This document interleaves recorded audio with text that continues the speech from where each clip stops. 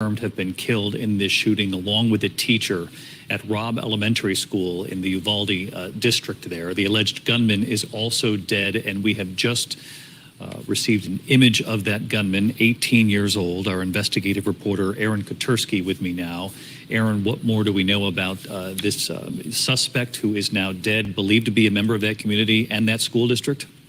Indeed, David. He's identified by the governor of Texas as 18-year-old Salvador Ramos, a student at Uvalde High School, and he is believed to have shot and killed his grandmother before entering Robb Elementary School and opening fire with a firearm that has not yet been made clear, according to police. They're still trying to track down the weapon.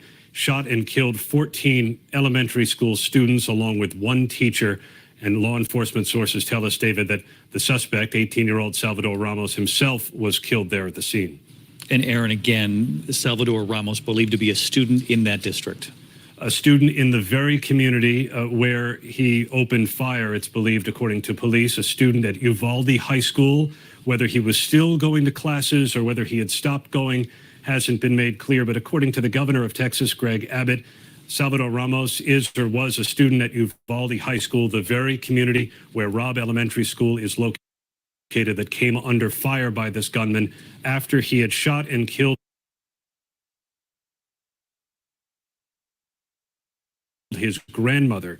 Authorities are now trying to go through his background to see what connection he may have had to that elementary school.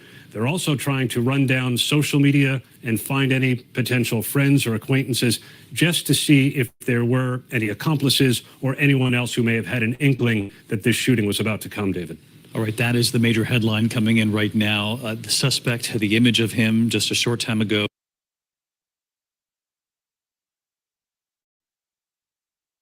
made public. Again, an 18-year-old believed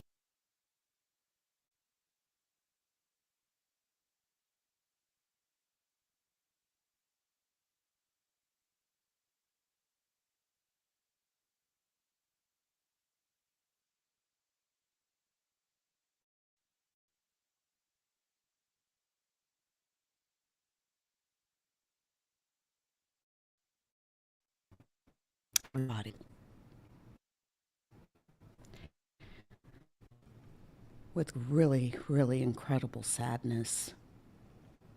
We have had another mass shooting event, this time in Uvalde, Texas. They obviously now know who the shooter was, and the shooter is known. Before I even continue,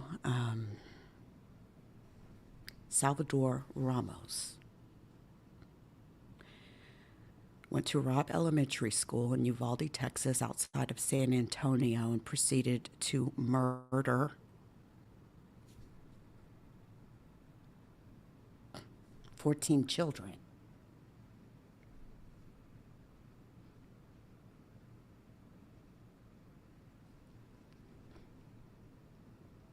And one teacher. He also apparently killed his grandmother as well, prior to doing this. Understanding is Salvador Ramos is a student at Uvalde High School.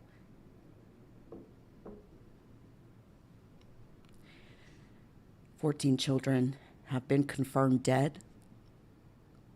One teacher has also been confirmed dead and killed in this school shooting.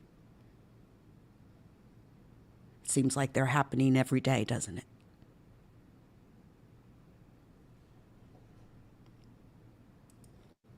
Interview all witnesses and provide victim services and other support as needed.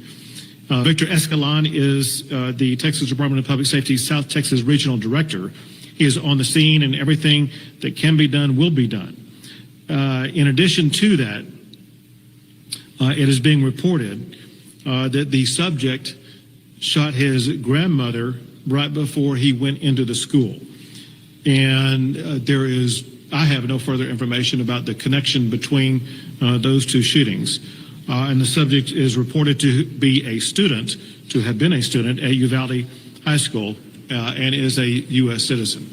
Bottom line is this, however, and that is, when parents drop their kids off at school, they have every expectation to know that they're going to be able to pick their child up when that school day ends. And there are families who are in mourning right now, and the state of Texas is in mourning with them for the reality that these parents are not going to be able to pick up their children. Our job is multifold. First, to make sure we address exactly what happened at this crime scene, and then second, to make sure we take that information and do everything that is necessary to ensure that crime scenes like this are not going to be repeated in the future, and that we're going to be able to ensure the safety and security of our schools. You were listening to Texas's governor just a short time ago confirming those awful numbers playing out this afternoon in Uvalde, a small rural town in Texas. Fewer than 20,000 people live there. Those numbers, 14 children killed, a teacher shot and killed as well. You heard the governor there talk about the suspect's grandmother also prior to this shooting, though the governor said, I can't give more information on how those shootings are linked, though presumably he killed his grandmother and then headed to the school, though we'll wait for authorities to confirm that when they do come before the cameras this afternoon. As you've been watching with us throughout our reporting this afternoon, the size of law enforcement, the presence on the scene continues to grow. Our Maria Villarreal, who is our correspondent in Texas, is on the scene. And Maria, I know you've already interacted with so many families who are just now getting this awful news. David, it is a heartbreaking situation, and not just as a parent myself, but really as a human, as a person. And we were coming into Uvalde, and you could just feel the intensity of the situation as we were driving in. Everybody is moving quickly here. Everybody is looking for answers. Parents are frantic as we got closer to the school. And I am looking at it right now with the yellow tape all the way around it. As we got closer to the school, I saw parents running down the street towards the school. A couple of them stopped us. We spoke with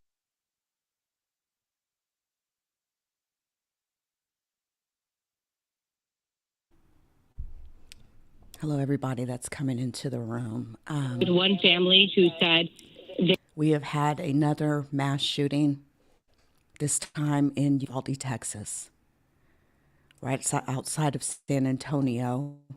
What's been confirmed so far is that 14 children have been murdered.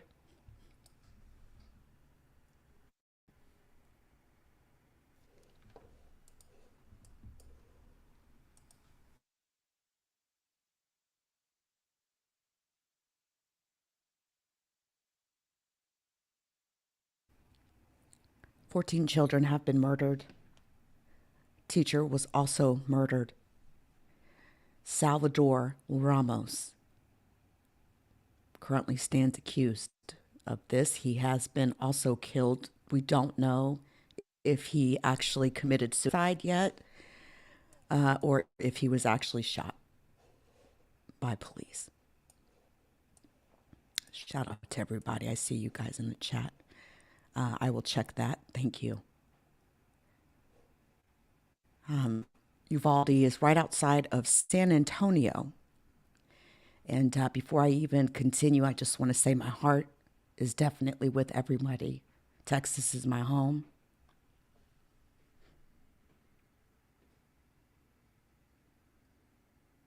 We were just discussing the shooting that happened in Buffalo, New York, at Tops grocery store there. And there was a church shooting the following day. And it's almost as if these mass shootings are happening on a daily basis at this point.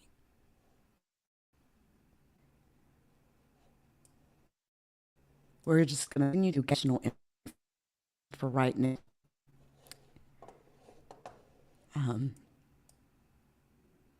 Governor Greg Abbott did have a press conference. And that's where Salvador Ramos was, the shooter was confirmed. Salvador Ramos was 18 years old. My understanding, there is a 10-year-old girl and a 66-year-old woman that are currently at University Hospital in critical condition. Apparently, he shot his grandmother before he went on the shooting rampage at Uvalde, at this elementary school in Uvalde, Texas. Of course, FBI, ATF is all involved, and Texas Rangers as well as the Texas Department of Public Safety. They will continue to work with local law enforcement to fully investigate this crime. Students that have not been involved in this incident have been evacuated to Willie De Leon Civic Center. Parents will need to go and pick their children up again at Willie De Leon Civic Center. San Antonio Police Department has also sent resources to the school and is standing by to assist further. Bexar County has also said that the county of Bexar, Bexar, Bexar, is also sending help. Stand by. A time we'll be addressing the media. And of course, we've got a little bit of glitching going on here. It's probably everybody's trying to hit the website at once, but you guys. I can confirm right now that we have several injuries, adults and students, and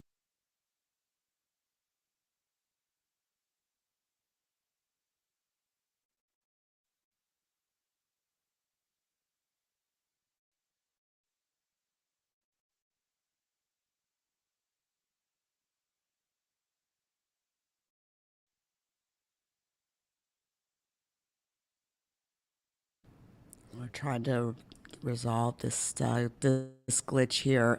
Right now, of course, I'm seeing a lot of talk online about gun control and this right, Second Amendment, to bear arms.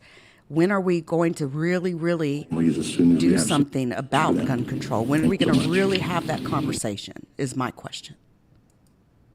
Because it just seems like talk right now.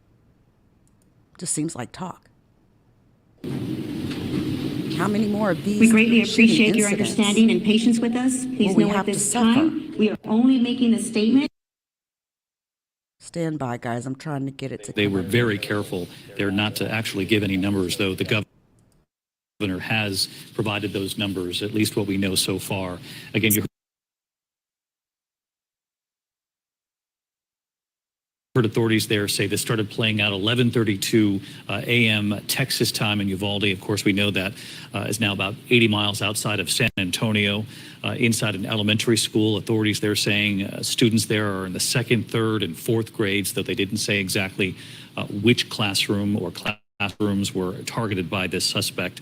They did confirm what we believed already, that the suspect is deceased. They assured the community that the suspect acted alone, that they do not believe anyone else is involved in this awful, heinous crime this afternoon.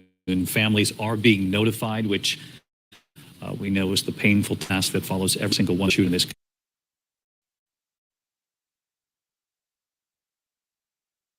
country, and that familiar request of the community and of the neighbors there to keep all of the families in our prayers.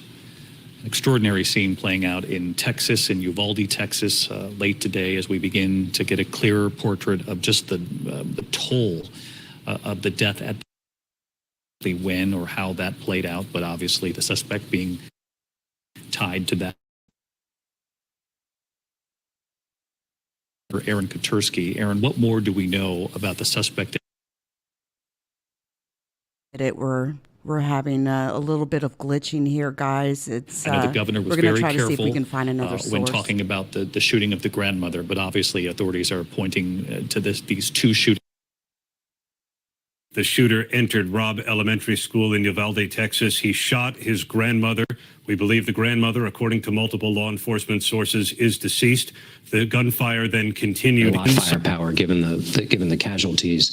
The elementary school, where the governor said 14 elementary school students were shot and killed, along with a teacher. A number of officers from a number of different different agencies responded, including Customs and Border Protection agents, and they were involved in subduing the suspect. 18-year-old Salvador Ramos is how the governor of Texas identified him and said that he was shot and killed on the scene.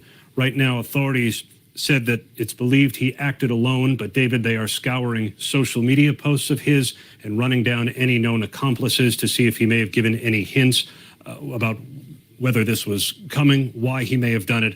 All of that remains under investigation. Still a very active scene. Aaron Katersky, stay with us here as we continue our coverage. I want to bring in Elizabeth Newman, an ABC News contributor, formerly with the Department of Homeland Security. And Elizabeth, when we were on the air about an hour ago together, you talked about the threat in this country and the warnings, quite frankly, from federal authorities that there could be more of this. And just look what's played out in the last week and a half here. 10 days ago, we were standing in Buffalo at the seat of that horrific shooting at the grocery store. 9 days ago, Laguna Woods, California, the man who walked into the church there. And now we're at the scene of a school shooting where we have now learned 14 children and a teacher have been killed.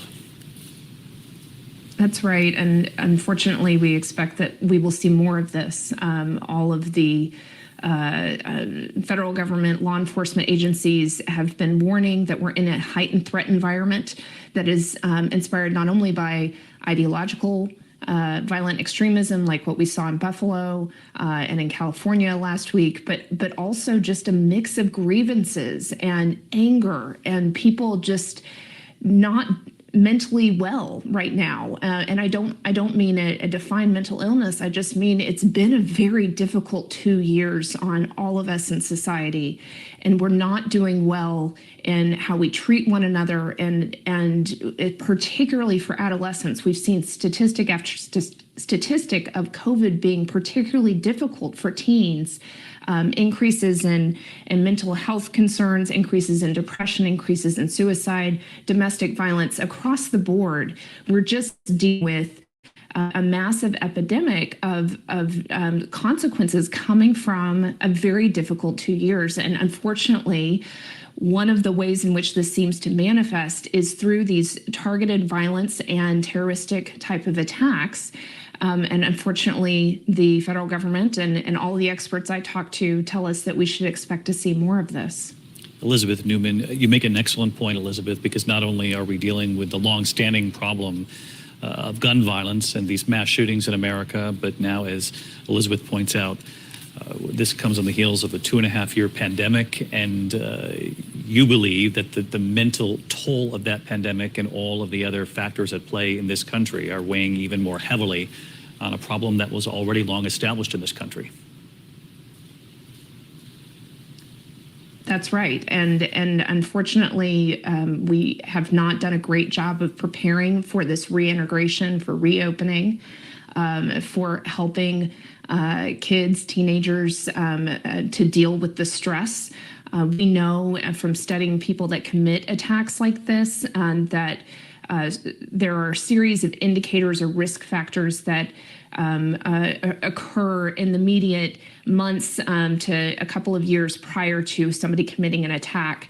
And some of those stressors include drastic changes in lifestyle, loss of job, loss of a loved one, loss of the way in which you're used to carrying out life, which of course for all of us during COVID, we had that massive disruption, a massive loss. And for some, that loss was people, but for others, it just was the way in which you're used to carrying out your life and engaging with people. Social isolation is another risk factor. So all of those things on top of, we're already a country that has a horrible series of years of violence, both in schools and in other mass attacks in public spaces.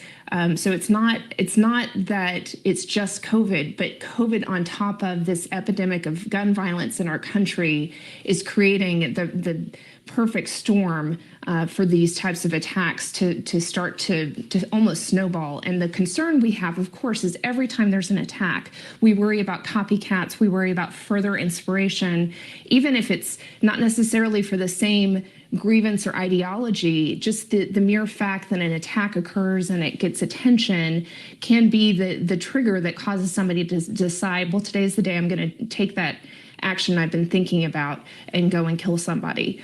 So it's just a very dangerous and heightened threat period right now. And if we can encourage the viewers, if there is a loved one or somebody that you're in contact with and you have concerns, please say something. Please talk to them. And if you can, try to get them help through a mental health professional. And if they're unwilling to engage with you, call law enforcement. You might be able to see the one indicator that somebody is about to commit an act of violence, and you might be able to help stop it. But right now, we're just in a very precarious environment, and we need everybody to look out for one another. Elizabeth Newman, formerly with the Department of Homeland Security, the Trump administration, with us here this afternoon. Elizabeth, thank you. I think your points are all very well made, urging the American people who are witnessing yet another horrific shooting playing out in America to think about loved ones, their neighbors, and if anyone is in need of help, getting through what is an extraordinarily heavy time in this country, please help them seek help. And certainly if you're concerned, reach out to authorities. I want to talk about that statement just coming in from the White House. The press secretary saying President Biden has been briefed on the horrific news of this elementary school shooting in Texas. Obviously, will continue to be briefed. His prayers are with the families impacted by this awful event, and he will speak this evening when he arrives back at the White House, obviously after his overseas trip, that from Karine Jean-Pierre, the White House press secretary moments ago, the statement from the president. I want to bring in Brad Garrett, a longtime ABC News consultant. Brad, you and I have been on the air with so many of these awful shootings, and now that we've learned a little more about the suspect, it helps to begin to put the pieces together of what is, in some cases, sort of a familiar pattern that we see in some of these cases, a family member or a loved one targeted before then a location somewhere in the community targeted next. So I think what that tells you, David, that this guy just wanted to go on a rampage and annihilate.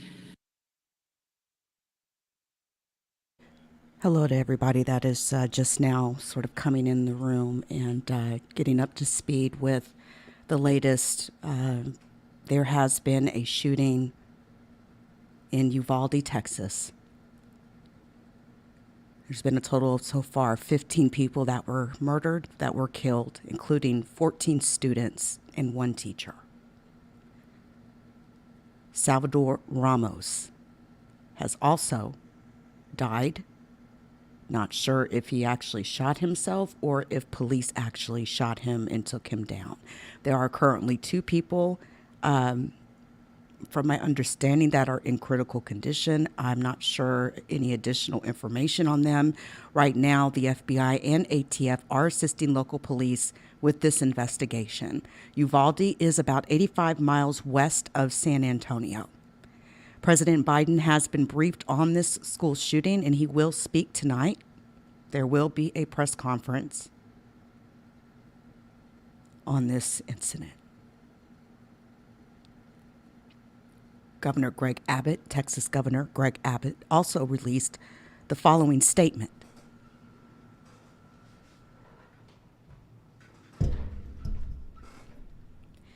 Texans across the state are grieving for the victims of this senseless crime and for the community of Uvalde. Cecilia and I mourn this horrific loss, and we urge all Texans to come together to show our unwavering support to all who are suffering. We thank the courageous first responders who worked to finally secure Robb Elementary School. I have instructed the Texas Department of Public Safety and the Texas Rangers to work with local law enforcement to fully investigate this crime. The Texas Division of Emergency Management is charged with providing local officials all resources necessary to respond to this tragedy as the state of Texas works to ensure the community has what it needs to heal. Homeland Security Secretary Alejandro Mayorkas has also been briefed on this shooting. He also released a message. And he mentioned also that DHS is actively coordinating with federal, state, and local partners and will continue to provide the department's full support. And he was referring to U.S. Customs and Border Protection. Uvalde, again, about 85 miles southwest of San Antonio, about 60 miles from the Texas-Mexico border. Texas Governor Greg Abbott also called Tuesday's mass shooting at Robb Elementary School a horrific tragedy. I believe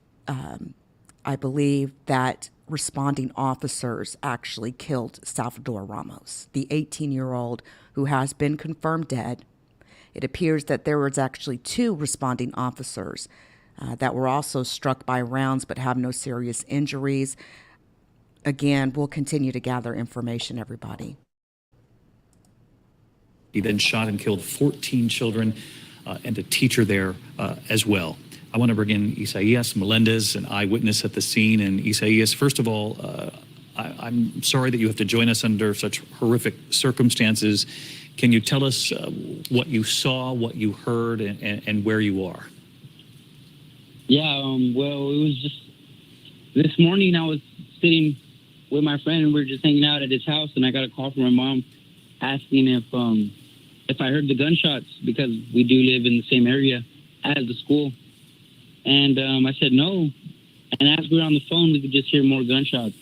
And then she walked outside and got in the car to go see what was going on, because, well, I wasn't home. And there was cops driving, so many cops, like speeding towards the school. And she told me to go see what was going on at the school. And well, I told my friend if he wanted to go check it out. He said yeah, so we went to go check it out. And that's whenever the border patrols, there was just any type of law enforcement just there trying to see what was going on, trying to help out. Everybody just going crazy, parents running up and down, and the helicopter hovering over the school. And we heard the gunshots, and they were saying that the shooter was actually shooting out the window and having to shoot out with the cops broad daylight in front of our eyes. Parents going crazy because children were scared and they were running out of the school. You could actually see some of the children from the other classrooms running from the school? Yeah, running out of the school. And Isaias, what else can you tell us about the community? I know it's a small town. I'm sure most families are familiar with everyone else who lives there, a community that sort of relies on one another, depends on one another. Yeah, a very small community. I mean, every single kid that got shot, there's some kind of relation. I know every single one. Either it's some of my friends or some of my friends' cousins, or, I mean, actually 2 of the kids that got shot were 2 of my girlfriend's cousins. And without naming any names, we certainly don't want to do that on the air here. We want to wait for law enforcement to do that, because they have the painful task of notifying the family. So we don't want names on the air, certainly, but can you tell us anything more about what age range we believe that some of these victims are, what grade the classroom was, or classrooms that were targeted? I'm not too sure. I'm not too sure on that. And what can you tell us about help for these parents that you described running to and from the scene, help with them trying to find their loved ones? Were you able to see if any of those parents were in fact helped, consoled? Are they getting what they need? No, you could just see the fear in their eyes. I mean, we were all told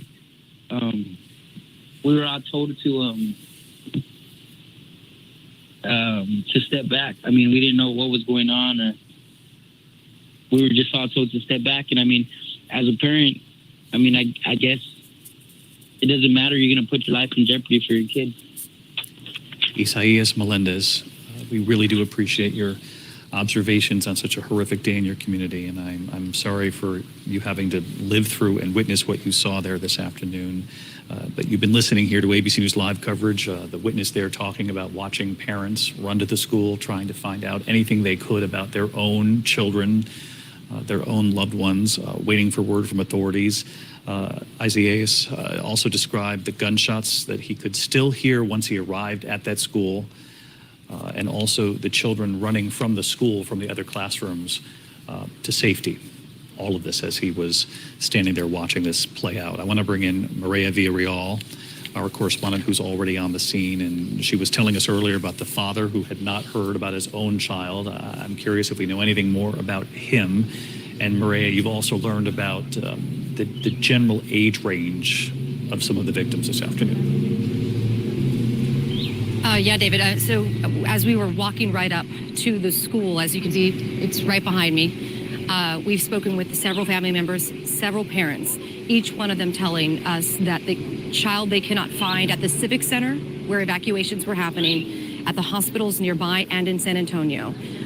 The children's ages that are still missing are 10 years old, which puts them right around 4th grade. Now, again, school district officials are not releasing a whole lot of information at this time, but this is information we are getting directly from parents. These are parents we saw running to the school to try and find their kids. One father I spoke with, as you just mentioned, not more than about 15 minutes ago, stopped me in the street, and he asked me if I knew where the funeral home was. That funeral home is about 4 blocks away from us down this street.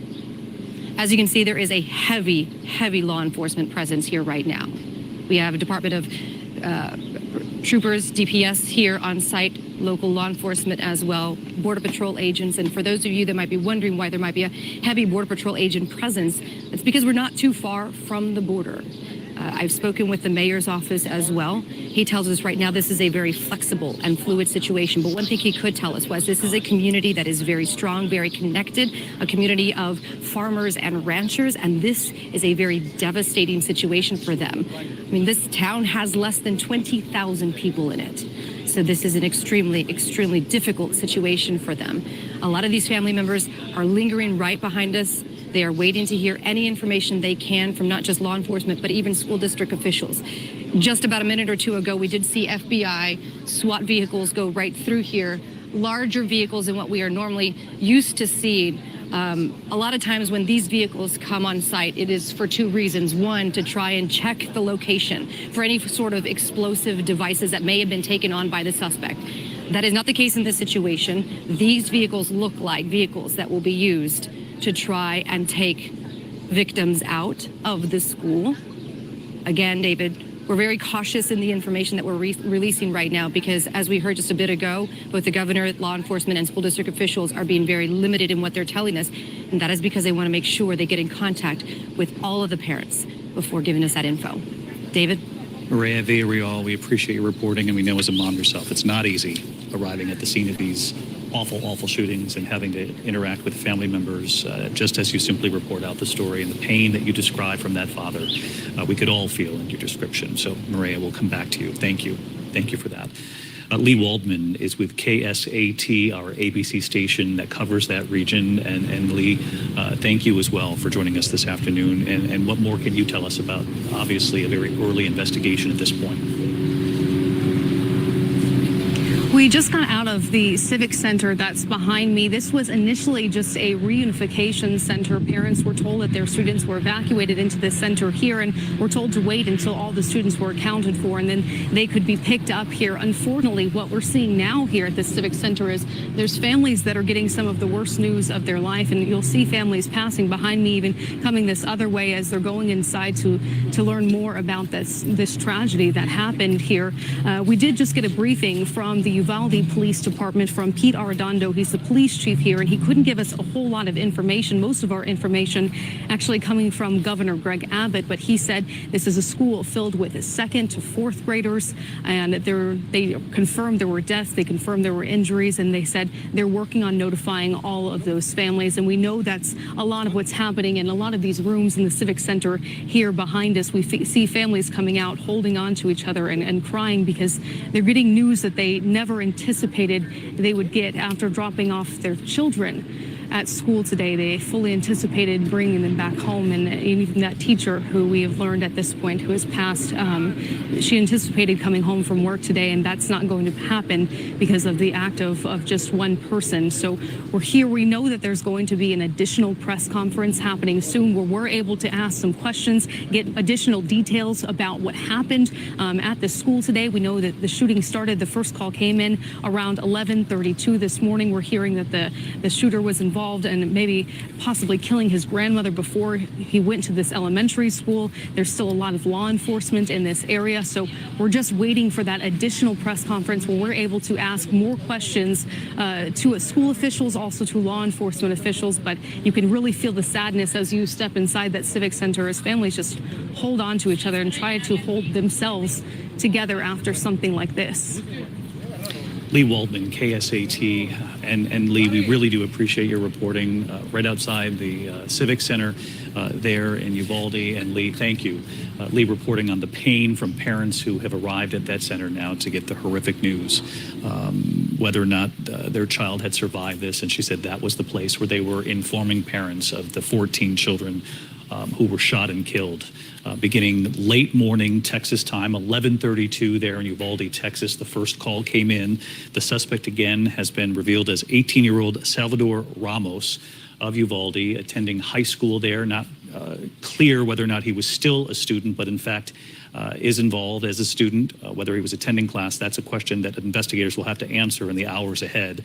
That he shot and killed his grandmother at some point this morning before heading to that school, where he then opened fire inside the school. Again, unclear whether it was one classroom or multiple classrooms.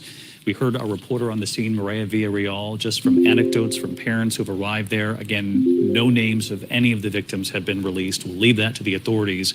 But anecdotally, Maria telling us that the parents looking for their loved ones, looking for their children, repeatedly said to Maria, among the other questions they were asking her about where to find this information, saying, we're just looking for information on our 10-year-old. That was the age that continued to be asked about, with Maria right there on the scene, which just is heartbreaking to wrap your head around. But all right, everybody. So thank you, Mr. Carruthers. I appreciate that. So again, everybody, my heart is with each and every one of you. Texas is my home, and I'm really, really devastated to hear about this mass shooting event, another mass shooting event. 15 people killed, 14 children, a teacher, this Salvador Ramos's grandmother. I believe 2 police officers were also grazed by a bullet. There was an entire shootout with police officers. Parents are just now finding out whether or not their children are going to come home tonight. When parents drop their children off at school, they have every expectation that they're going to be able to pick their child up from school when that day ends. And there will be families tonight who will be in very deep mourning.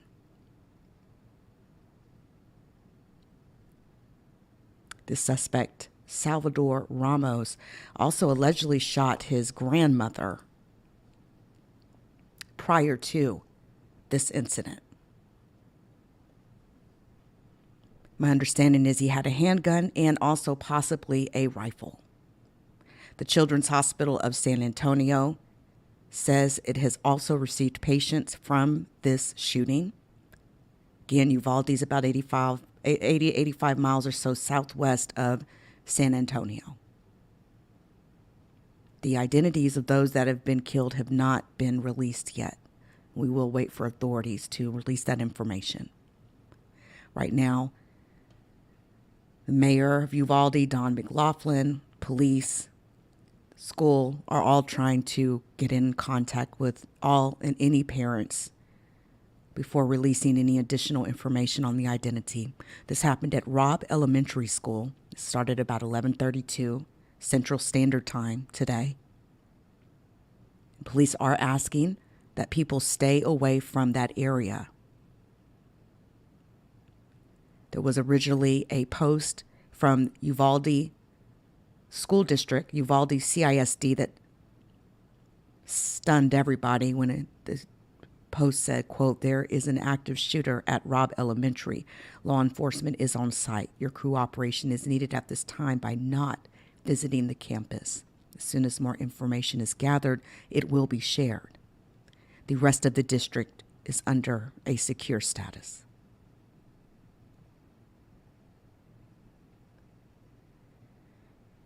School informed parents just a little after 2 p.m. Central Standard Time today that some students had also been transported to the Willie De Leon Civic Center. Let's continue. David Muir. Good afternoon. We're coming back on the air now with continued reporting on this horrific scene unfolding in Uvalde, Texas, about 80 miles outside San Antonio. A short time ago, Governor Greg Abbott confirming the number we sadly reported on earlier. 14 children, he confirmed, have been killed in this shooting, along with a teacher at Robb Elementary School in the Uvalde district there. The alleged gunman is also dead, and we have just received an image of that gunman, 18 years old. Our investigative reporter, Aaron Kotursky, with me now. Aaron, what more do we know about this suspect who is now dead, believed to be a member of that community and that school district? Indeed, David. He's identified by the governor of Texas as 18-year-old Salvador Ramos, a student at Uvalde High School, and he is believed to have shot and killed his grandmother before entering Robb Elementary School and opening fire with a firearm that has not yet been made clear, according to police. They're still trying to track down the weapon. Shot and killed 14 elementary school students along with one teacher. And law enforcement sources tell us, David, that the suspect, 18-year-old Salvador Ramos himself, was killed there at the scene. And Aaron, again, Salvador Ramos believed to be a student in that district. A student in the very community where he opened fire, it's believed, according to police, a student at Uvalde High School. Whether he was still going to classes or whether he had stopped going hasn't been made clear. But according to the governor of Texas, Greg Abbott, Salvador Ramos is or was a student at Uvalde High School, the very community where Robb Elementary School is located, that came under fire by this gunman after he had shot and killed his grandmother. Authorities are now trying to go through his background to see what connection he may have had to that elementary school. They're also trying to run down social media and find any potential friends or acquaintances just to see if there were any accomplices or anyone else who may have had an inkling that this shooting was about to come, David. All right, that is the major headline coming in right now. The suspect, the image of him just a short time ago made public. Again, an 18-year-old believed to be a member of that community and a student at the high school there. Governor Abbott, again, confirming that number we came on the air with a bit ago, earlier this afternoon, when we reported that we believe that up to 14 children could be dead. And now, sadly, the governor has confirmed those numbers, along with just a few more details of what played out this afternoon. Let's listen to the governor now. First, I want to tell you that what happened in Uvalde is a horrific tragedy that cannot be tolerated in the state of Texas. And there is swift action being taken by local law enforcement as well as the Texas Department of Public Safety. They obviously now know who the shooter was, and the shooter is no longer alive. Let me give you some details, and then I'll give you a summation about that. The shooter was Salvador Ramos, an 18-year-old male who resided in Uvalde. It's believed that he abandoned his vehicle and entered into the Robb Elementary School in Uvalde with a handgun, and he may have also had a rifle, but that is not yet confirmed according to my most recent report. He shot and killed horrifically, incomprehensibly, 14 students and killed a teacher. Mr. Ramos, the shooter, he himself is deceased and is believed that responding officers killed him. It appears that 2 responding officers were struck by rounds but have no serious injuries. The Uvalde Consolidated Independent School District Police Department is the investigating agency, and we will provide them and the city of Uvalde substantial investigative and patrol assistance. We're in the process of obtaining detailed background information on the subject, his motive, the types of weapons used, the legal authority to possess them, and conduct a comprehensive crime scene investigation and reconstruction, and identify and interview all witnesses and provide victim services and other support as needed. Victor Escalon is the Texas Department of Public Safety South Texas Regional Director. He is on the scene, and everything that can be done will be done. In addition to that, it is being reported that the subject shot his grandmother right before he went into the school. And I have no further information about the connection between those two shootings. And the subject is reported to be a student, to have been a student at Uvalde High School, and is a U.S. citizen. Bottom line is this, however, and that is, when parents drop their kids off at school, they have every expectation to know that they're going to be able to pick their child up when that school day ends. And there are families who are in mourning right now, and the state of Texas is in mourning with them for the reality that these parents are not going to be able to pick up their children. Our job is multifold. First, to make sure we address exactly what happened at this crime scene, and then second, to make sure we take that information and do everything that is necessary to ensure that crime scenes like this are not going to be repeated in the future, and that we're going to be able to ensure the safety and security of our schools.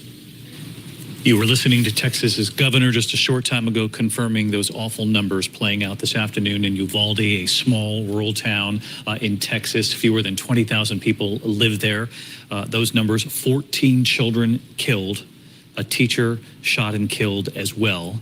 You heard the governor there talk about the suspect's grandmother also prior to this shooting, though the governor said, I can't give you more information on how those shootings are linked, though presumably he killed his grandmother and then headed to the school, though we'll wait for authorities to confirm that when they do come before the cameras this afternoon.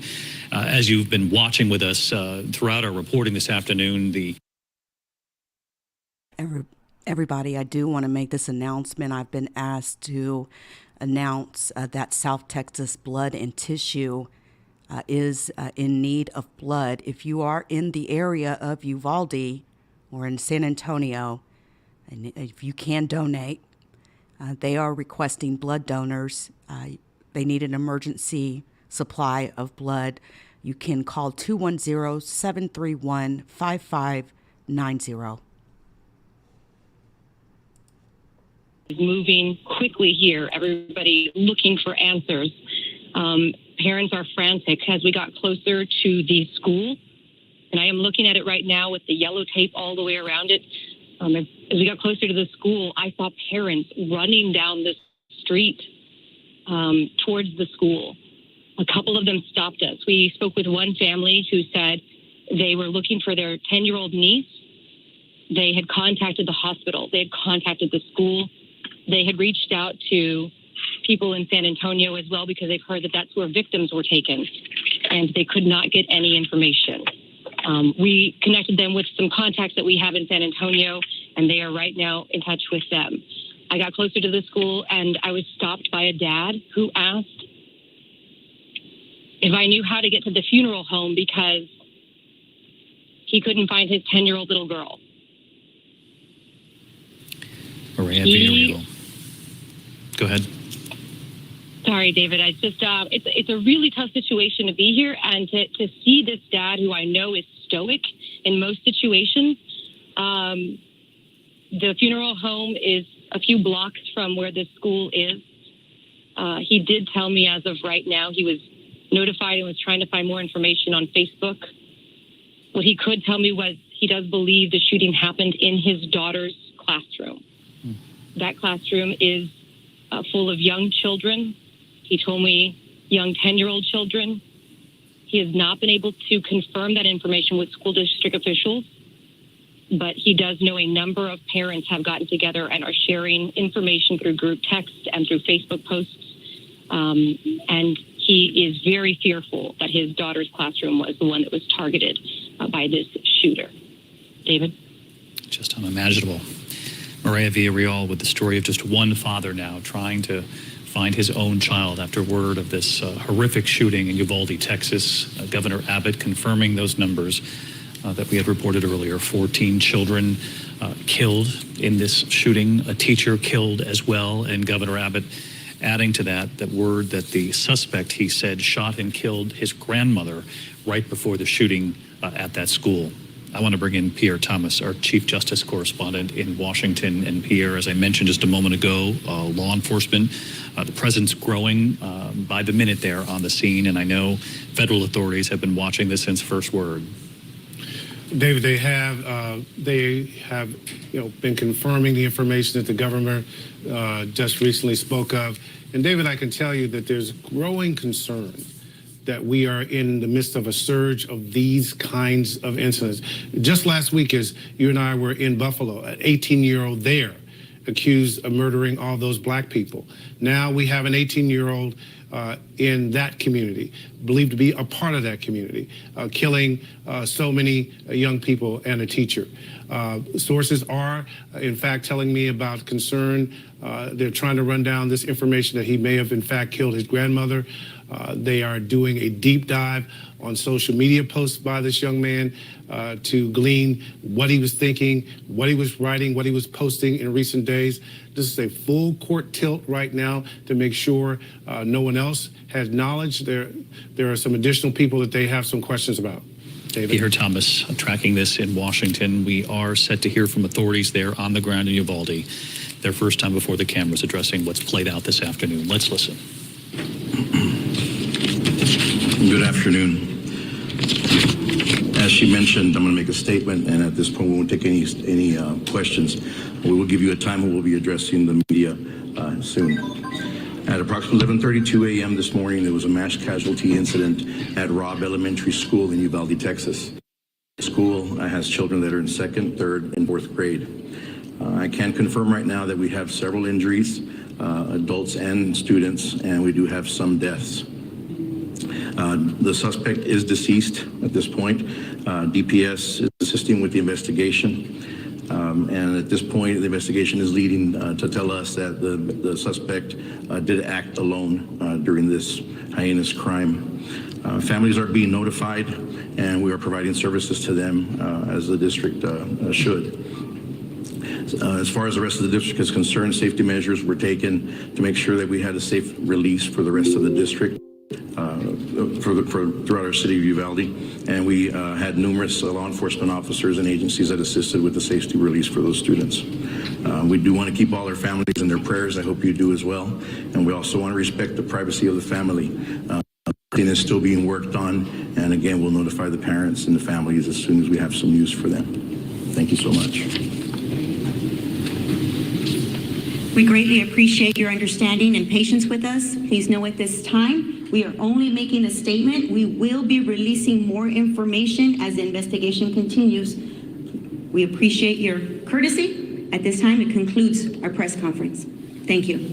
All right, authorities there on the ground beginning to offer more of what played out this afternoon, though they were very careful there not to actually give any numbers, though the governor has provided those numbers, at least what we know so far.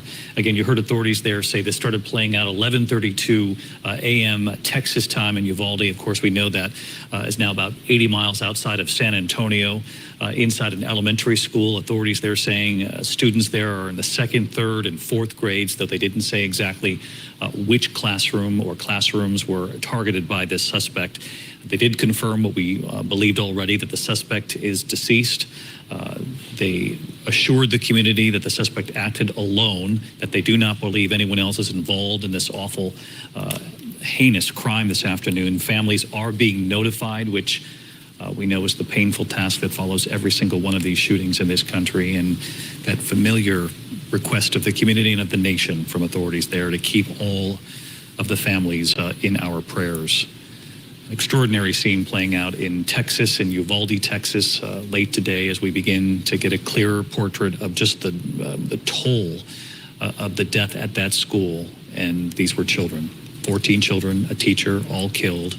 Governor Abbott confirming the grandmother of the suspect was shot and killed before the shooting that played out at the school. Unclear exactly when or how that played out, but obviously the suspect being tied to that as well. Let's bring in our senior investigative reporter, Aaron Kotursky. Aaron, what more do we know about the suspect at this hour? I know the governor was very careful when talking about the shooting of the grandmother, but obviously authorities are pointing to these two shootings as clearly linked to this lone suspect, as we just heard from authorities moments ago. It seems they are, David. In fact, the governor said that just before The shooter entered Robb Elementary School in Uvalde, Texas. He shot his grandmother. We believe the grandmother, according to multiple law enforcement sources, is deceased. The gunfire then continued inside the elementary school, where the governor said 14 elementary school students were shot and killed, along with a teacher. A number of officers from a number of different agencies responded, including Customs and Border Protection agents, and they were involved in subduing the suspect. 18-year-old Salvador Ramos is how the governor of Texas identified him and said that he was shot and killed. Acted alone, but David, they are scouring social media posts of his and running down any known accomplices to see if he may have given any hints about whether this was coming, why he may have done it. All of that remains under investigation. Still a very active scene. Aaron Kotursky, stay with us here as we continue our coverage. I want to bring in Elizabeth Newman, an ABC News contributor, formerly with the Department of Homeland Security. And Elizabeth, when we were on the air about an hour ago together, you talked about the threat in this country and the warnings, quite frankly, from federal authorities that there could be more of this. And just look what's played out in the last week and a half here. 10 days ago, we were standing in Buffalo at the seat of that horrific shooting at the grocery store. 9 days ago, Laguna Woods, California, the man who walked into the church there. And now we're at the scene of a school shooting where we have now learned 14 children and a teacher have been killed. That's right. And unfortunately, we expect that we will see more of this. All of the federal government law enforcement agencies have been warning that we're in a heightened threat environment that is inspired not only by ideological violent extremism like what we saw in Buffalo and in California last week, but also just a mix of grievances and anger and people just not mentally well right now. And I don't mean a defined mental illness, just mean it's been a very difficult 2 years on all of us in society, and we're not doing well in how we treat one another, and it, particularly for adolescents, we've seen statistic after statistic of COVID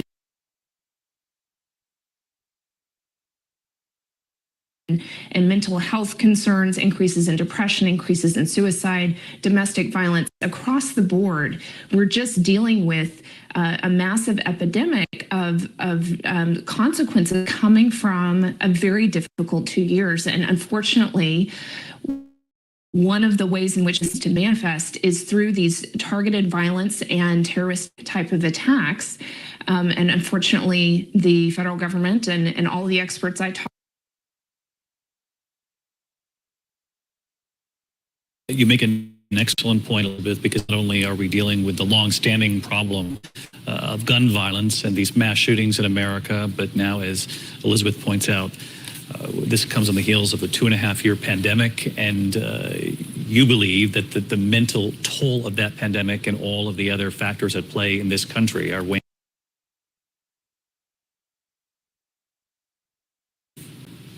We have our own war here. Every single day, more than 100 people in America unfortunately, from gun we violence. have not Mr. done a Oliver, great job of preparing before I let for you this go, reintegration, for reopening. There are, as you say, the ones who for have lost helping kids. There are now kids, teenagers, many more families. to deal with the stress. We know from studying people.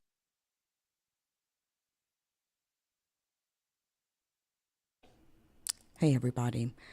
We're just getting occur in the immediate months We're just essentially waiting, standing by for details, additional details at this point. Again, 15 people have been killed in a mass casualty event, Robb Elementary School in Uvalde, Texas. Salvador Ramos is also dead, the shooter. He has murdered 14 children, including one teacher. We'll continue to gather details on this story, everybody. And I've also been asked to announce that if you are in the area, San Antonio or Uvalde, and you can donate blood, please call the South Texas Blood and Tissue Center at 210-731-5590. Thank you very much. Now let's speak with Kirk Burkhalter, a former NYPD detective and a criminal law professor at the New York Law School. Kirk, thanks for being here. So what do we know about the shooter so far? Well, so far we know the shooter was an 18-year-old young man who actually went to school in that very community.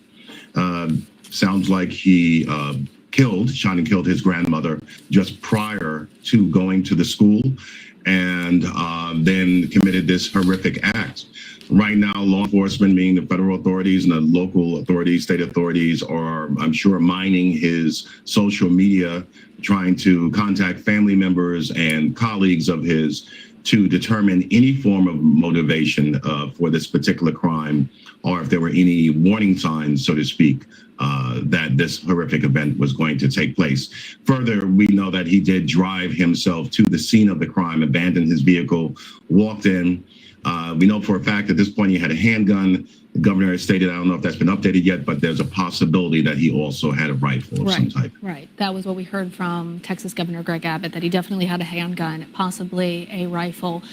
As you said, they're going to be investigating warning signs. When we were talking about the Buffalo shooter, there were a lot of questions about warning signs and how this person wasn't even on the FBI's radar, despite having been looked at for mental health problems or being referred to a psychiatrist for that.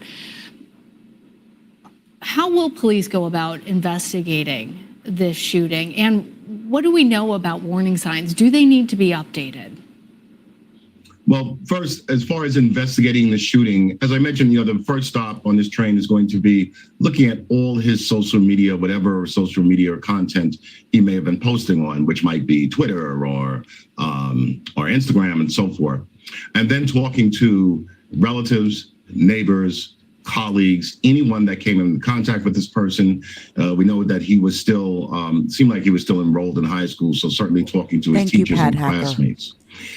This is a little bit difficult because in comparison to the shooter in the other horrific incident in Buffalo, in that it's somewhat rare that someone would telegraph their intentions so clearly. If you recall, the Buffalo shooter left this 180-page document and posted these messages on social media that he was going to commit this act.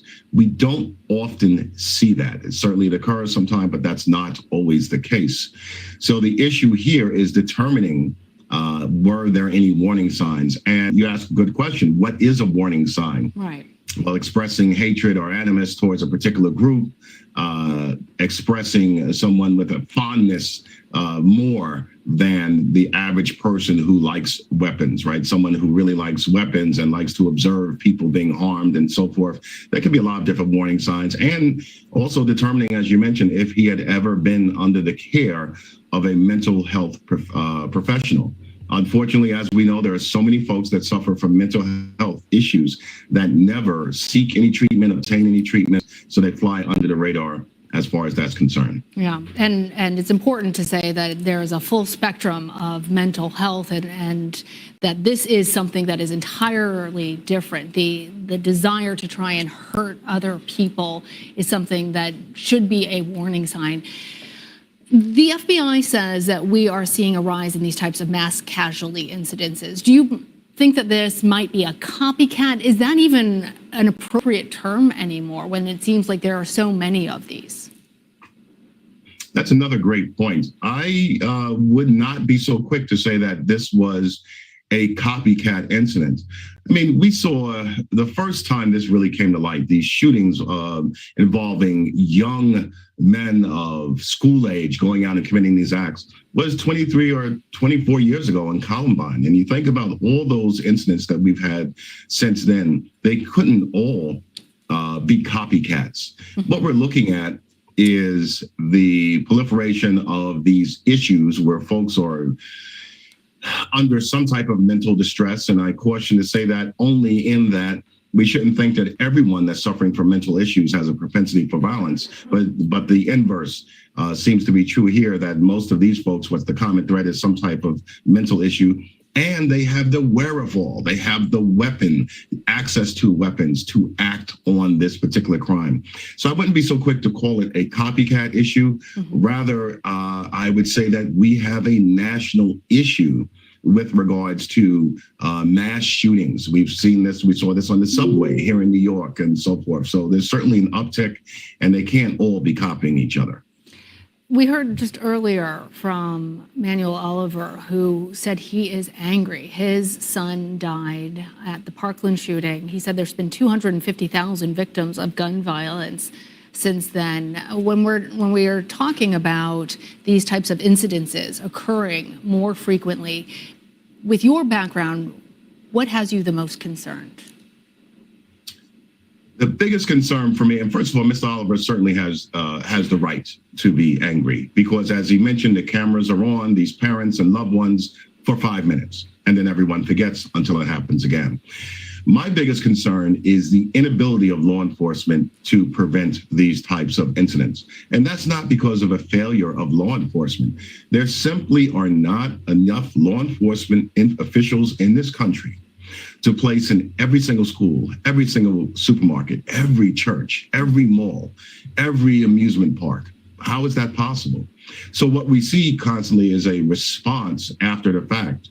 There is really, it's impossible for law enforcement to know that this type of act is going to occur. So in some way, shape, or form, we have to take preventative measures in other forms. And the number one way is there are far too many guns in this country. We are one of the few countries in the world this size, with this level of income, this robust, that has this particular issue. Why? We simply have too many weapons. So the Second Amendment issue, that's not what I'm talking about. I'm talking about the proliferation of handguns in this country. It is too easy for the average person who wants to commit some harm to get a handgun or an assault rifle and carry that out. And that is something that's going to be very difficult for law enforcement to prevent until we have some type of change in our laws with regards to firearms. All right, Kirk Burkhalter, thank you. My pleasure. Joining us now is Ed Davis. He is the former police commissioner for the Boston Police Department. He served in that position during the Boston Marathon bombing in 2013. Former Commissioner, thank you for joining us. As somebody who has responded to, really lived through a horrific mass casualty incident, I'd love to get your reaction to today's shooting in Uvalde. Well, from a purely human level, I'm sickened by it. It's just a horrible, horrible thing to think of these young children who were cut down before they got to live their lives. And I just think about some of the things that have been done in places like New Zealand, where they were able to move quickly and limit the number of weapons that were available to people, so that these type of things can't happen.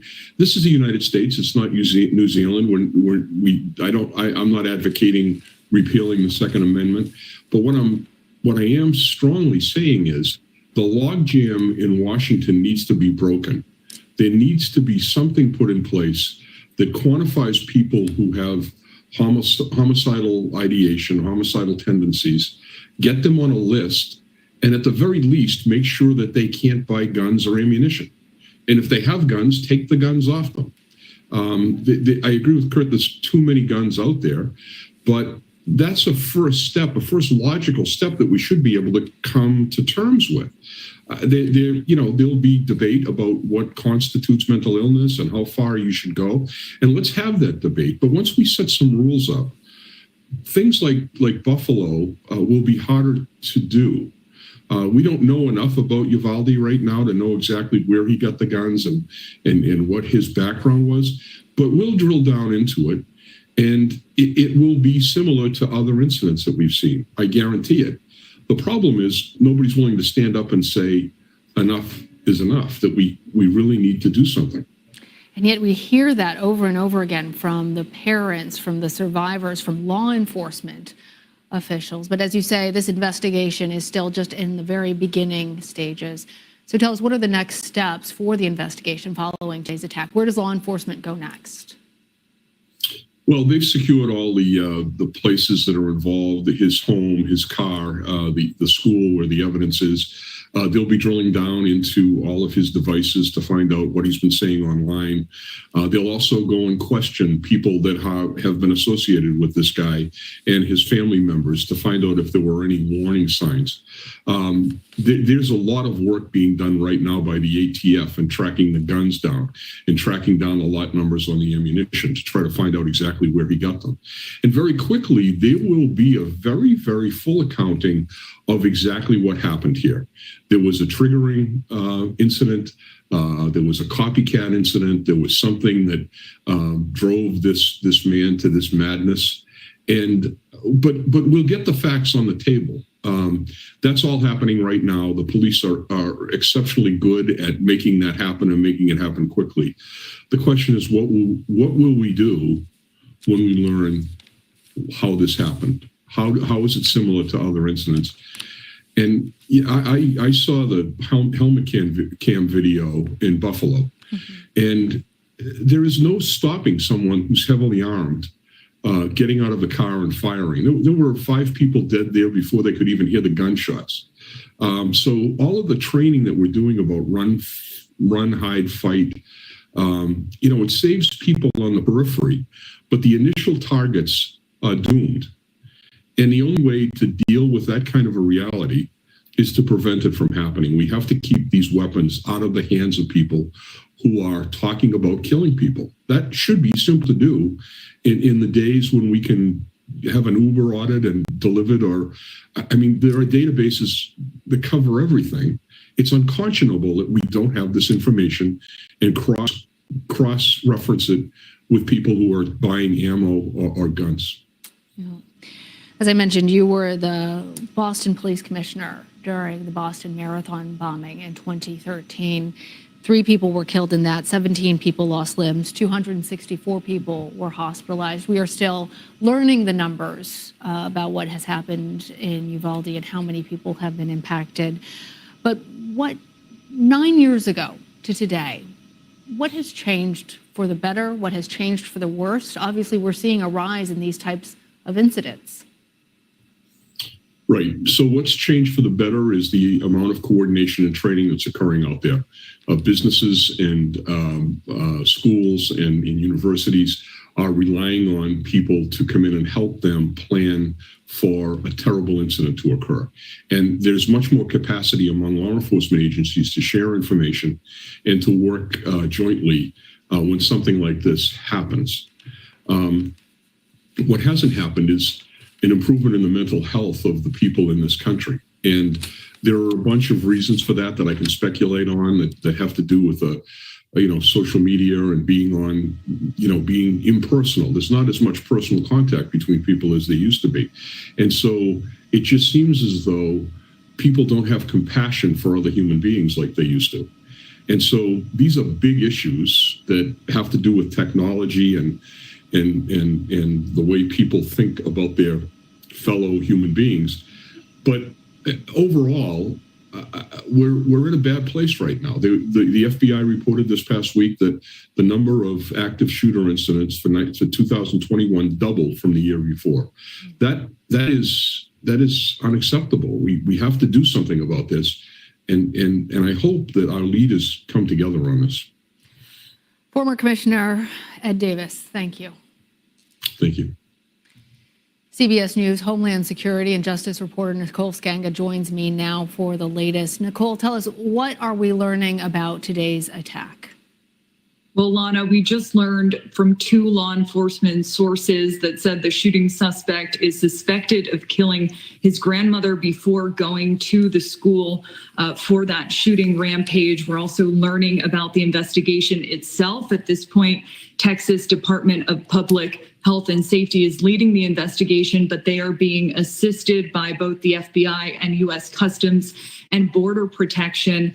We should note, Lana, that CBS News also learning that CBP immediately responded to the scene to provide support, to provide medical aid during this shooting rampage. I'm told multiple agents ran to the scene. Now, we should point out for our viewers that, U.S. Customs and Border Protection is known for U.S. Border Patrol. They are known to monitor, this part of the country for law enforcement activity relating to immigration enforcement, but they do sometimes provide backup in law enforcement situations. CBS News also learning that at least one CBP agent was wounded in the head, was shot during this shooting rampage. I'm told that individual is recovering in the hospital right now and remains in stable condition. But this is a shooting that drew from law enforcement responses from multiple federal and state and local agencies in the immediate aftermath of this happening. Nicole, where do we stand in the investigation? And I appreciate that we have learned perhaps a little bit more about what has happened, particularly learning about his grandmother before the shooter moved on to the elementary school. Does that tell them anything more about a motive, et cetera? At this point, Lana, law enforcement is still searching for a motive. We know that this is a local 18-year-old individual who was the gunman, still learning more about how that individual procured a handgun, possibly more weapons before entering that elementary school. And what law enforcement is going to do in the coming hours and days is try to develop a timeline for this individual to figure out at what point he procured the weapons used to put on this mass atrocity, at what point this individual arrived at the school, at what point did law enforcement show up.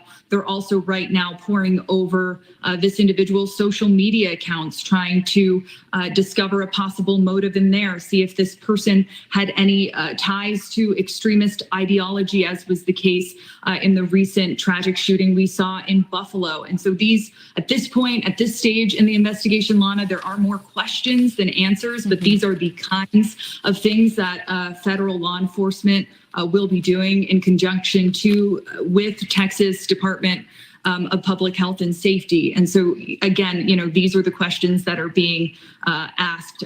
Certainly, in addition to that, still trying to get a firm number of victims here, a number of individuals who have been shot. We know, of course, Governor Abbott saying at that press conference that there are at least 14 students who have been killed, one teacher. We also know that the gunman is now deceased, learning more details surrounding how that occurred, whether he was shot by law enforcement or died by suicide. At this point, we're still learning more details pertaining to the shooter's death. And we heard then in a subsequent press conference from the police department there in Uvalde that there were, quote, several injuries and some deaths. Do you know from any of your sources, Nicole, why there is a bit of a discrepancy perhaps between the governor's numbers and the vague numbers that were provided by the Uvalde Police Department? My understanding, Lana, is that this is an ongoing investigation, that there are many federal and state law enforcement agencies that are working to sort of iron out the details on the scene right now. So the numbers that we have been told at CBS News, similar to what the governor just announced at that press conference, but certainly, as is the case in many of these tragic events, many of these mass shootings, that number of deceased could grow. We could learn more. Of course, we know that there are several who right now have been rushed to the hospital that remain with their condition unknown. And so would not, be surprised to see that number of deceased tick up. Unfortunately, of course, we'll be working to get the latest numbers for our viewers here, the most accurate information. But at this point, I'm being told the same as the governor. All right. Nicole, thank you. Thank you. CBS News security and law enforcement analyst James Gagliano joins me now. Galliano, excuse me, James. I always forget the Italian spelling. It throws me on the teleprompter. But I want to ask you, James, because you were on the phone there. We just heard from Nicole that the suspect may have also killed his grandmother prior to the shooting at Robb Elementary. What might that tell us about the alleged shooter? Well, I'll tell you this, just another senseless tragedy. And I think, Lana, the thing that I was immediately taken back, I was listening live to that report was, American law enforcement has been looking at these school shootings for a long time. And the first one that we really looked to on record as being described as a mass shooting was Charles Whitman at the University of Texas Clock Tower back in 1966. He killed his mother before he came to the school and ended up, I think, killing 16 or 17 people. So it's just eerie, the symmetry. And, so soon after we just talked about this horrific Buffalo shooting at a grocery store, here we are with young kids. A lot of us have children, or a lot of us, were children at one time and recall what it was like going to school and that sense of safety and security. And now police are left scrambling because the number one thing from the law enforcement perspective right now is, yes, the shooter supposedly is deceased, as law enforcement is reporting, but it's also to make sure that this wasn't part of a bigger, broader conspiracy, that there weren't anybody that was giving this person material support, encouragement, incitement, direction, things like that. And law enforcement enters these things in a vacuum. And in this situation, Lana, they don't have the shooter himself to be able to interview or interrogate after the fact.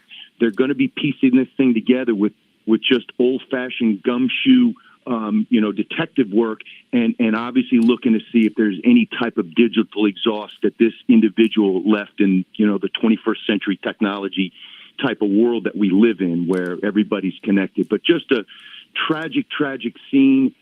Prayers for all the families, and I sincerely wish the best to my law enforcement colleagues who are out there right now, trying to make some sense, something, Lana, that is just utterly devoid of sense.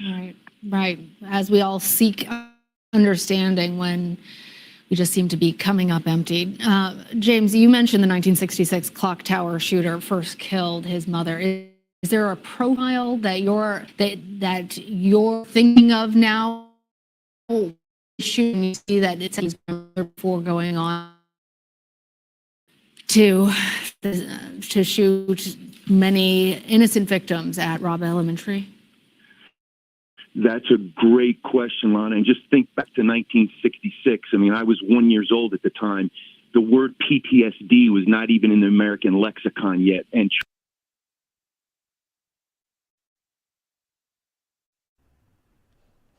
All right, everybody. Just wanted to come back on audio. Linda, right now we're still waiting on word on how exactly he ran into that school. As far as what happened just prior to him running into that school, I've been hearing different things, but it has been confirmed that Salvador Ramos is the shooter.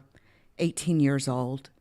He killed his grandmother prior to going on this mass shooting spree. And he has now killed also 14 children and one teacher. This school, Robb Elementary School in Uvalde, Texas, houses 2nd, 3rd, and 4th grade students.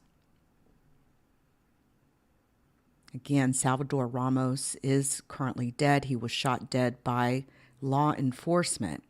There are also some that have been injured that are currently at hospital being treated. If you are in the area, please look. If you can donate blood, please call the South Texas Blood and Tissue Center at 210-731-5590. Hillary Clinton also just released a statement saying that thoughts and prayers are not enough. After years of nothing else, we are becoming a nation of anguished screams. We simply need legislators willing to stop the scourge of gun violence in America that is murdering our children. This is the 30th shooting at a school just this year alone in 2022.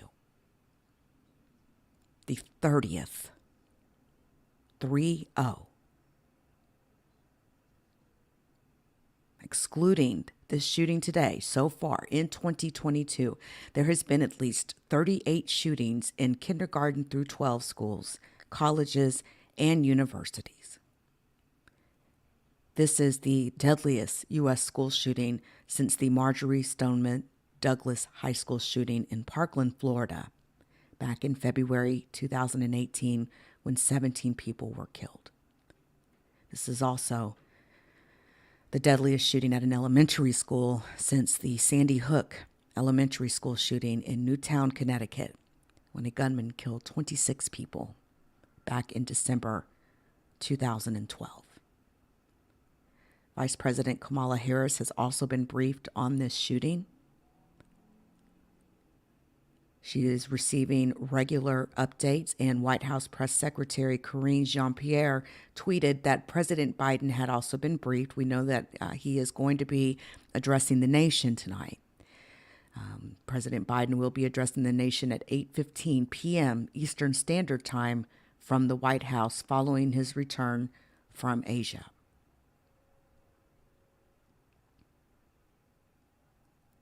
Salvador Ramos attended Uvalde High School.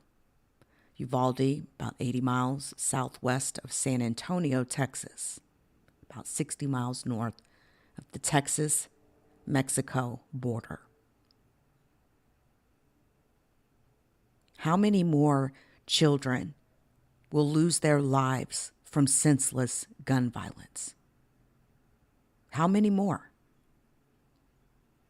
People are so ready to defend their right to bear arms, but do you really need 1,000,001 guns in your home? Authorities tell us to prepare for more shootings like this.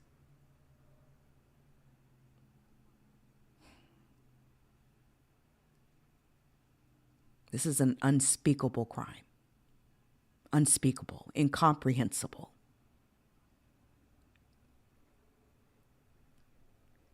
And although Salvador Ramos is dead, authorities will be sifting through all of his social media. They'll be doing a backward engineering type of investigation. This devastating mass shooting event.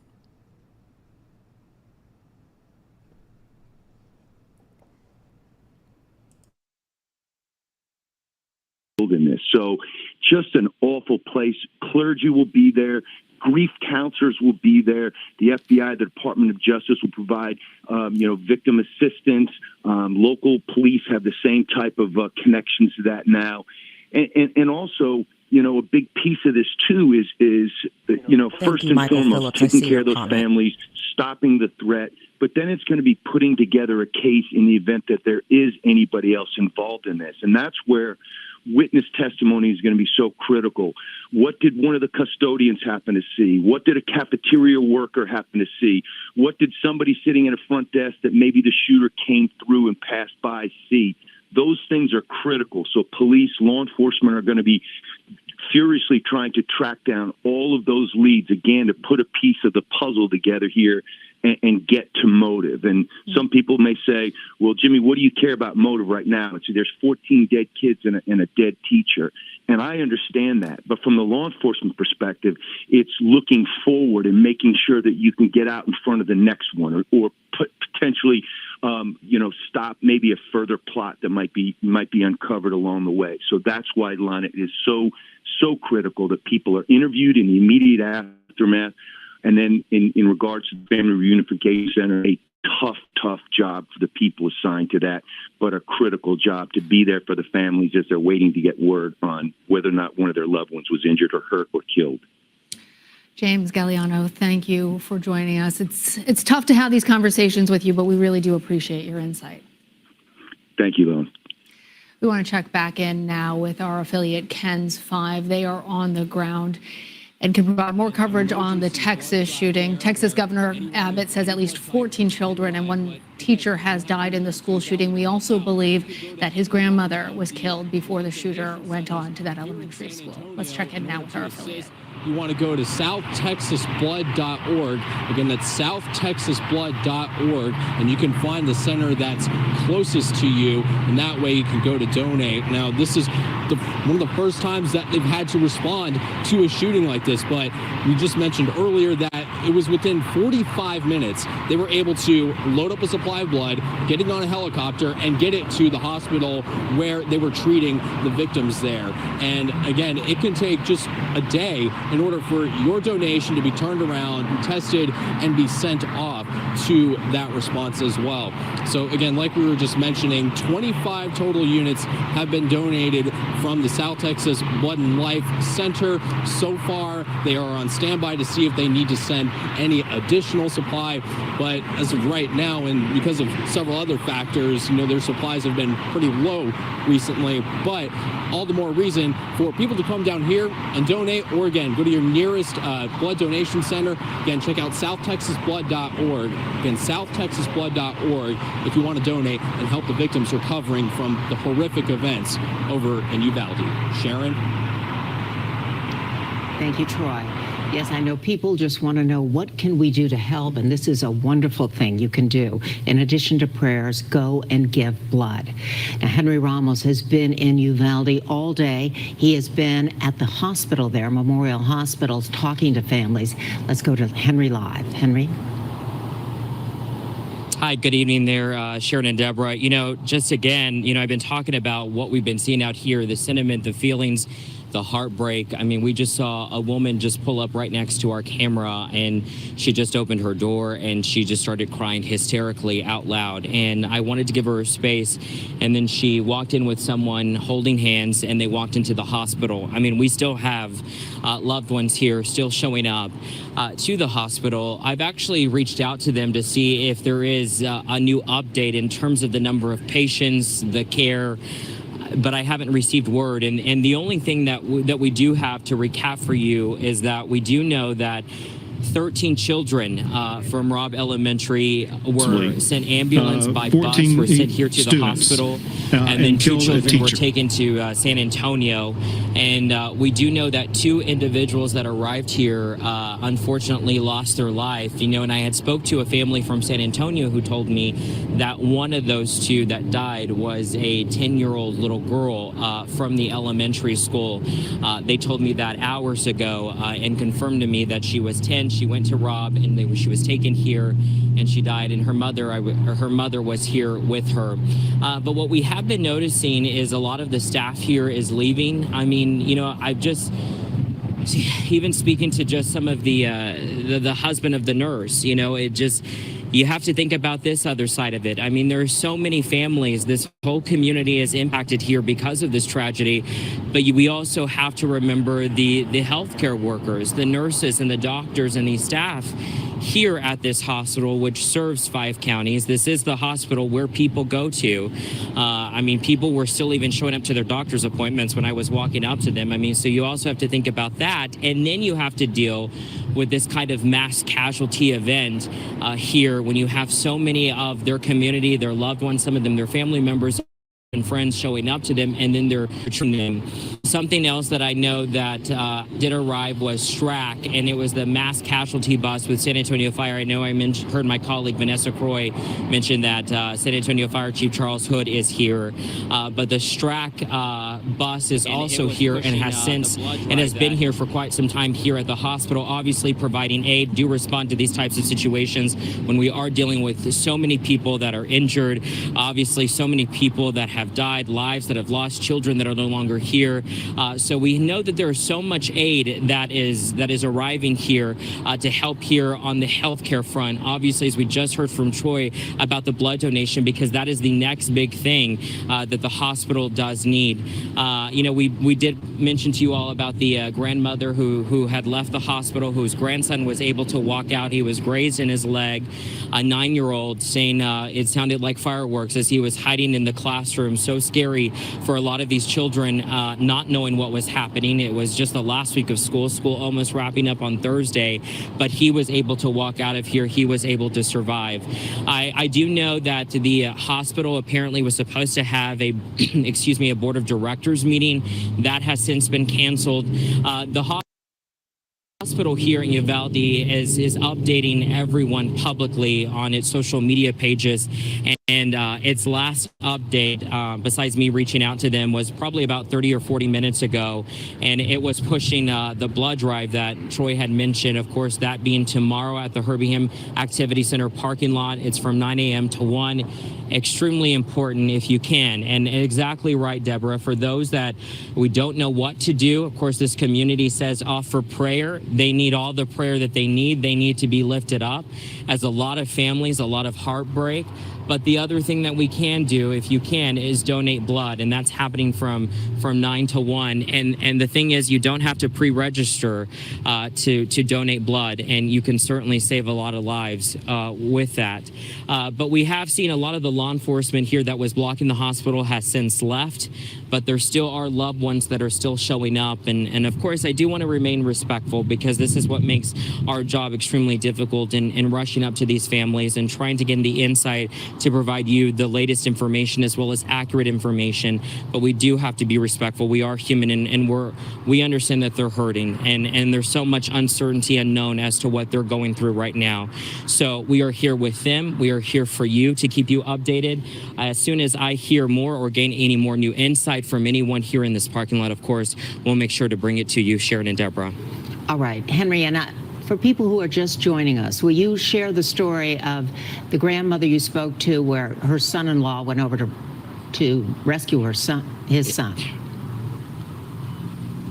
Yes, ma'am. Yeah, so that was one of the, I actually interviewed her in the car on the way here, and Mary is she's a KINS 5 viewer. She lives here in Uvalde. We're friends on Facebook, and I saw that she just kept posting, and so I'd reached out to her, and she told me her son, JJ, attends Robb Elementary, and so we were able to chat as she was outside her home. She lives very close to the elementary, so she was hearing at least the action from the law enforcement side as you had all the choppers flying over. Obviously, as Vanessa mentioned, we have Border Patrol and so many agencies here. But she was also mentioning that her grandson JJ goes there. He was in the classroom.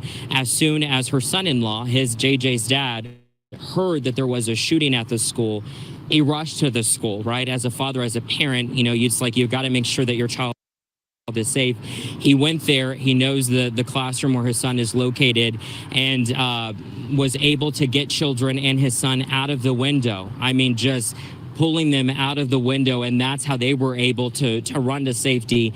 I was told they ran to a funeral home that was near Robb Elementary, and there they were able to seek refuge there for a while. But those are the kind of stories that we're hearing, Deborah, these stories of survival.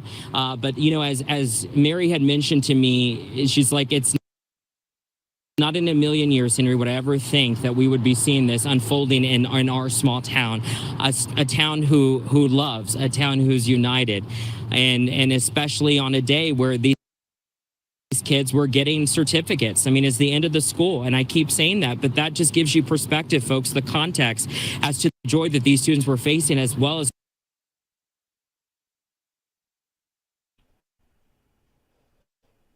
All right, everybody, I wanted to bring my audio back in. We are getting additional details on Salvador Ramos, including media page, his Instagram page. He had active social media, and he looks quite disturbed, actually.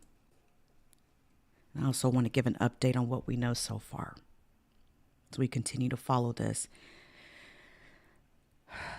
So at 11:43 a.m. today, and by the way, this was the last week of school. This was it. Thursday was going to be the last day of school.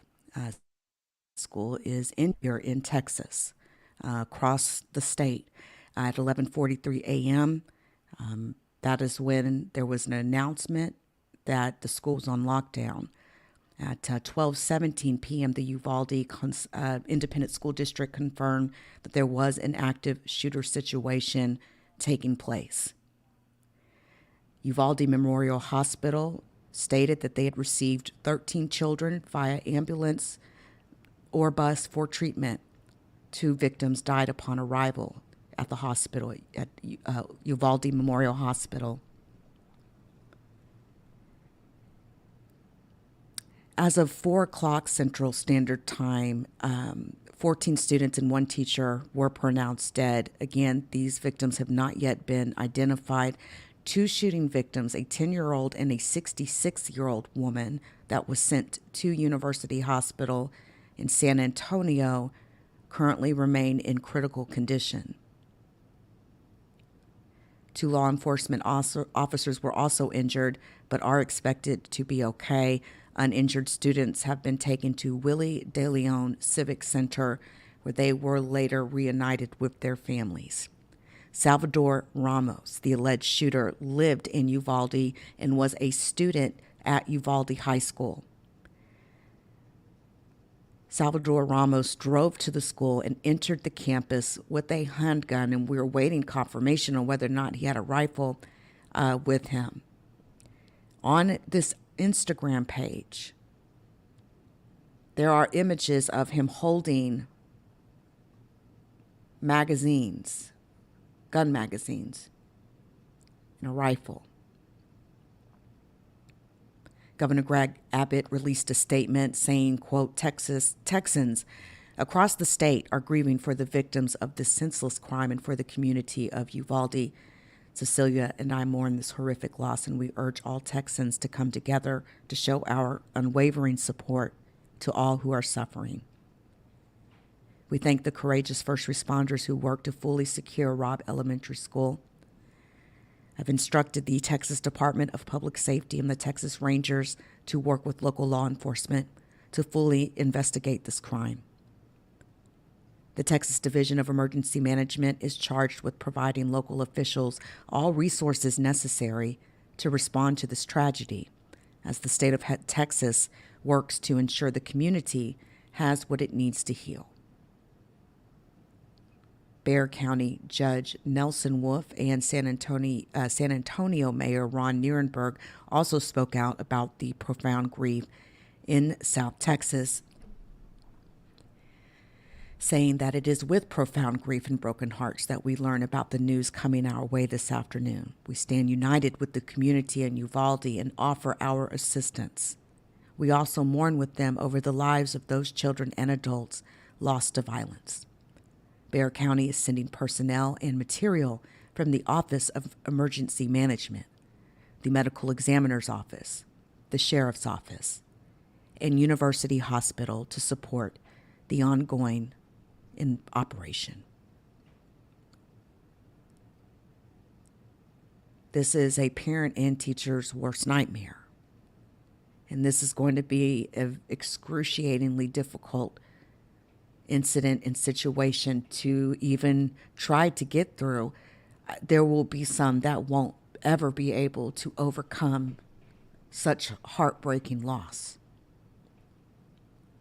Again, school was scheduled to end Thursday. This was the last week of school for students and teachers in the Uvalde Independent School District. High school graduation was slated for this Friday. As of right now, all district and campus activities, after-school programs, and events are canceled. Robb Elementary School had just under 600 students. Again, grades 2nd, 3rd, and 4th. Uvalde is a town that has about 16,000 residents within. Again, if you're able to donate blood, please contact the South Texas Blood and Tissue Center. It is in a critical need of blood donations. You can reach them at 210-731-5590. O negative, if you are O negative, that is the universal blood type, the most used blood type in emergencies by first responders. Your blood would be invaluable right now. Again, this is the 38th shooting that has happened in a school, college, etc. Just We've this seen year an alone. outpouring of law enforcement support. Just this year, 2022. Since the shooting started around 11:30, around noon, again. And at Robb Elementary School, we've seen at the FBI, Uvalde Police Sheriff's Office, San Antonio, we saw early a few minutes ago, the San Antonio Fire Chief going in there, walking with families, walking with community members. Of course, DPS has taken over as a lead in this investigation as this continues. Yes, and still an active crime scene there at Robb Elementary School, surrounded with crime. One more thing, too, that I wanted to add, my apologies. This particular shooting is now the deadliest public school shooting in the state of Texas's entire history.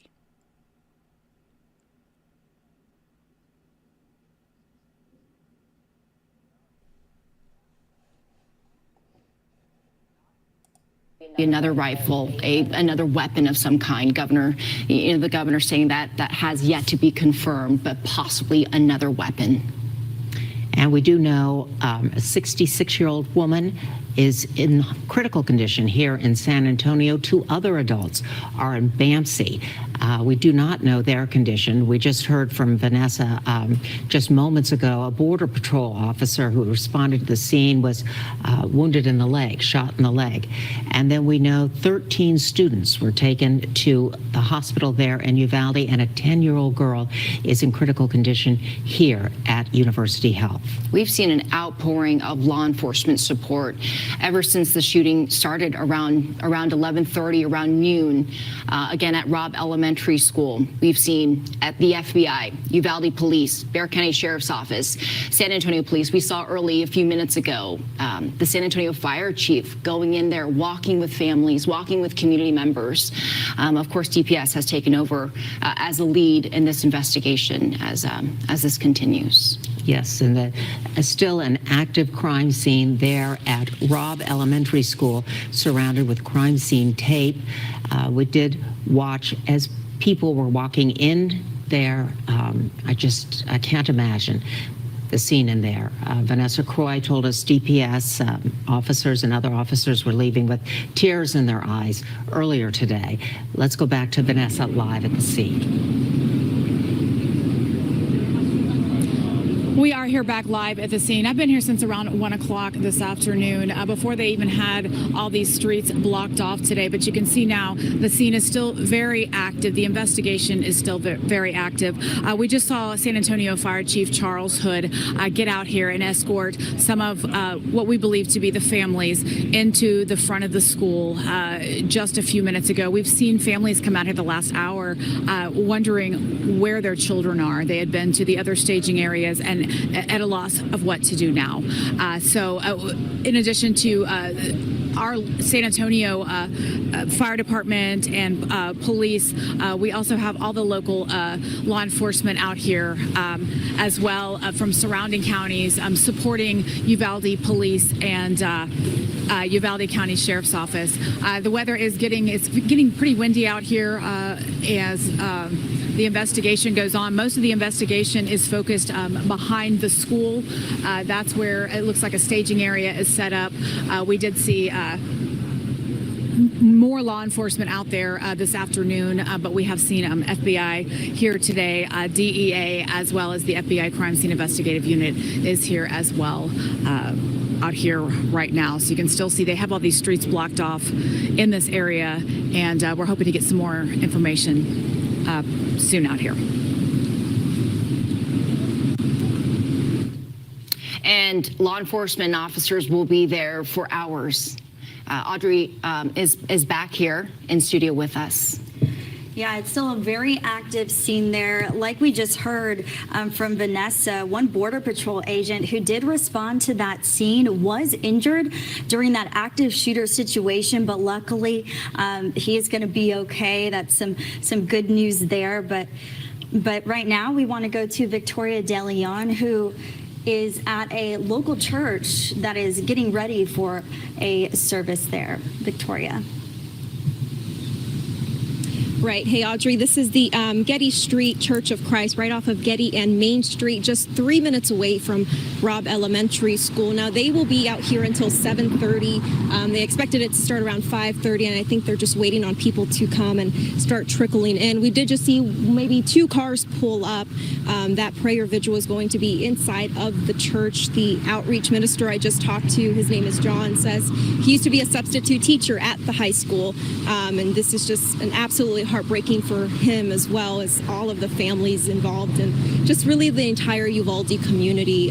This, of course, was just a very last minute thing. He says even if one person shows up to this prayer vigil tonight, because we know there will probably be a couple happening, if just one person shows up, he's going to be here to offer his support and his prayers. It's definitely something I think the community could really use tonight, just being together with other people who are hurting. So we'll be out here for a couple more hours and talking to people who end up showing up to this prayer vigil, and we'll keep you updated with the latest. Victoria, there at the Church of Christ that is getting ready for a vigil tonight. Of course, the whole community wanting to come together during such a hard time, but you know, that's what happens a lot, right? People just want to wrap their arms around each other and pray and just come together. Yeah, and we had heard earlier from Archbishop Gustavo Garcia Sierra. He really shared a message of hope and really prayer. I think that can go a long way. I think sometimes when things like this happen, it can be trivial to some people, but I think especially with this community, they need that and they need your help. And if you physically want to do something too, we had also heard from Troy Kless at the South Texas Blood and Tissue Center. You can certainly donate to make a difference. And right now we want to go to Alicia Nieves, who actually moved over to a different location, a new staging location for media. Alicia, those flags behind you flying at half staff. As directed by the President of the United States, you saw on Twitter earlier, guys, that the president has been briefed about what happened here, and he has spoken with Governor Greg Abbott and is offering any assistance. When we pulled up here at our new location, it was maybe about half an hour ago, we saw county workers begin to lower the flags just in memory of the lives lost. And we've been talking about this since we've been on the air, about how this kind of thing just does not happen in Uvalde.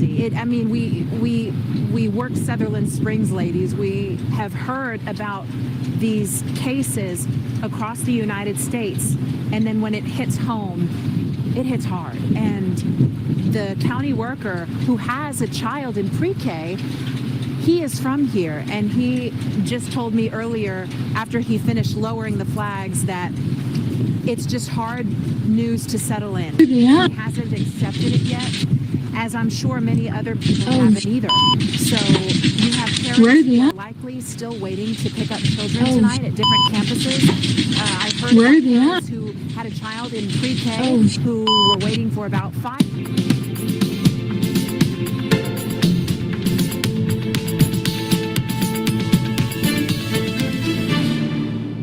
Hello, everyone. I'm Lana Zach. We are continuing our coverage on this breaking news.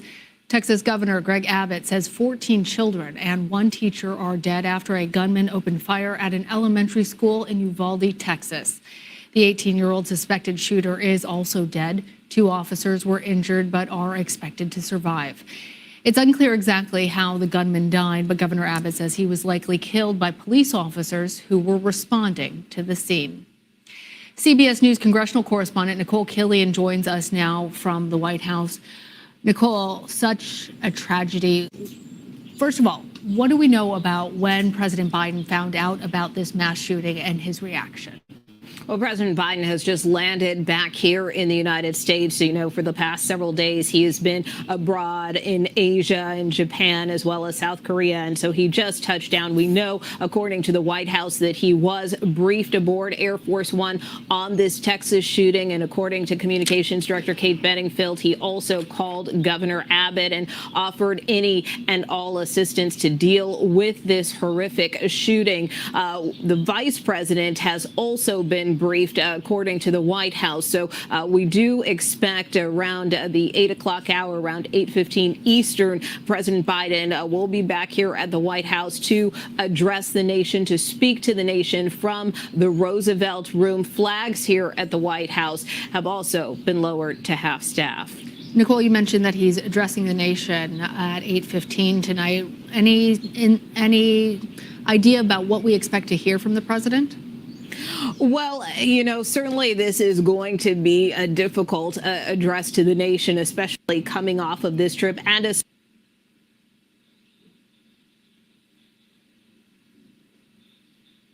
It seems that we have lost Nicole Killian. We will check back in on her and the reaction from Washington in a little bit. We're going to check.